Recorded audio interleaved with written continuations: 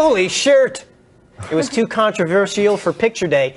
An Ohio middle school student had the word feminist erased from her class photo. School administrators said they did it to avoid unintended controversies. Well then, mission accomplished.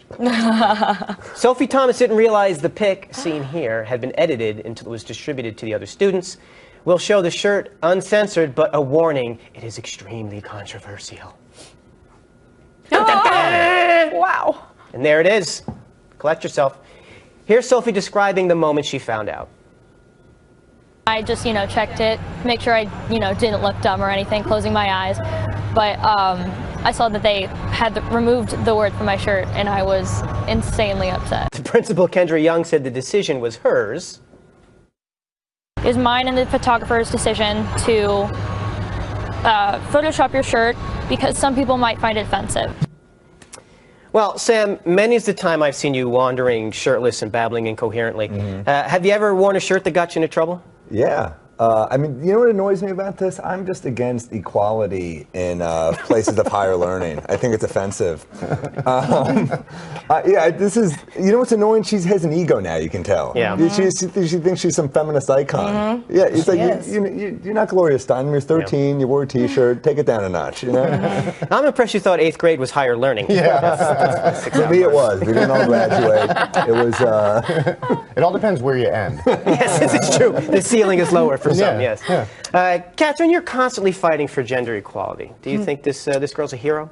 No, I think she was probably horrible. She was a 13-year-old with a feminist t-shirt, let's be honest. The school was wrong, though. They were wrong. First of all, I don't think they've ever heard of feminist internet. They had to know that this would be a big thing. And that if a 13-year-old girl is the kind of girl who's going to wear a feminist shirt, she's definitely going to be the kind of person to be very loudly upset if it gets blurred out. This, come on. But yeah, it's going to grow up and make her even worse than she was already. So this is unfortunate for everyone involved. Now, Andy, do you think this is not the first time we've had to deal with these weird school dress code things, and they all seem to happen after the fact. Do you think they should just say, all right, no logos or sayings for picture day, or what's the way to get ahead of this? I guess if they want to. I just don't, what is controversial about the word feminist? You can disagree with feminism, you can even think it's awful. It's not a controversial word. It's like wearing a shirt that said conservatism or liberalism. There's nothing controversial about that. But we're words are controversial. You never know what a person's trigger is. Yeah. You have to be careful to not traumatize any of the students. The principal is just probably on the top 20 dumbest people on the planet. I'd say top 5. Wow. So basically it's no nouns. No nouns, no verbs, certain foods, certain music, certain attitudes. You got to be careful. Everybody feeling comfortable, it's what's most important, or else you should be publicly shamed, and that's how you make the world a better place. Interesting. I got in trouble when I wore my On the Fence on Hare Krishna's hooded sweatshirt on my picture day, so you can get in trouble for anything. Man. Yeah, they're very powerful lobby these days, the Krishnas. Joanne, you ever wear anything for picture day that got you busted? No. But for senior portraits in high school, every time the flash would go off, I would blink.